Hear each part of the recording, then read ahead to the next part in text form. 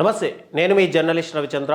ఆంధ్రప్రదేశ్ మాజీ ముఖ్యమంత్రి వైఎస్ఆర్సీపీ అధినేత జగన్మోహన్ రెడ్డి గారి పుట్టినరోజు వేడుకలు రాష్ట్ర వ్యాప్తంగా అంగరంగ వైభవంగా జరిగాయి. అయితే ఇక్కడే కొన్ని చోట్ల ఆంధ్రప్రదేశ్లో జరిగినటువంటి బర్త్డే వేడుకల్లో తెలుగుదేశం పార్టీ నాయకులు ఇన్వాల్వ్ అవ్వడం, తెలుగుదేశం పార్టీకి సంబంధించినటువంటి కొంతమంది లీడర్లు పరోక్షంగా మద్దతు తెలపడం ఇక్కడ తెలుగుదేశం పార్టీకి పెద్ద తలనొప్పిగా మారింది.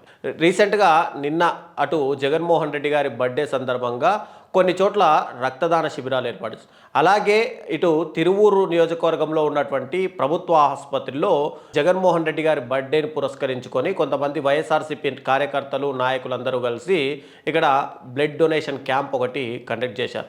అయితే ఈ బ్లడ్ డొనేషన్ క్యాంప్ కండక్ట్ చేయడం ఒక ఎత్తు అయితే అక్కడికి వచ్చినటువంటి వైఎస్ఆర్సీపీ నాయకులు ఆ కార్యకర్తలు అందరూ కూడా జై జగన్ అంటూ, సీఎం జగన్ అంటూ నినాదాలు చేయడం, ఆ ప్రభుత్వ ఆసుపత్రి పరిసరాలు మొత్తం కూడా జగన్మోహన్ రెడ్డి గారికి సంబంధించినటువంటి బ్యానర్లు వెలియడంతో ప్రజలందరూ కూడా అక్కడ మెయిన్గా రోగులందరూ కూడా తీవ్ర ఇబ్బందులను అయితే ఎదుర్కొన్నారు.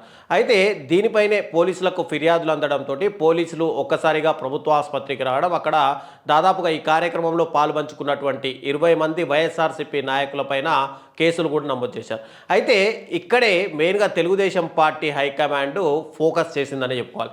ఎందుకంటే గత కొన్ని రోజులుగా తిరువూరు ఎమ్మెల్యేకు అటు విజయవాడ ఎంపీ కేసినేని చిన్నికి మధ్య ఇద్దరి మధ్య కూడా పచ్చగడ్డేస్తే బగ్గుమనే విధంగా విభేదాలు అయితే ఉన్నాయి. తిరువూరు ఎమ్మెల్యే గతంలోనూ జగన్మోహన్ రెడ్డి గారిని ఎయిర్పోర్ట్ దగ్గర వెళ్ళి కలవడము, అప్పుడు చాలా ప్రచారం కూడా జరిగింది ఎమ్మెల్యే అటు వైఎస్ఆర్సీపీలోకి వెళ్తారేమో అని.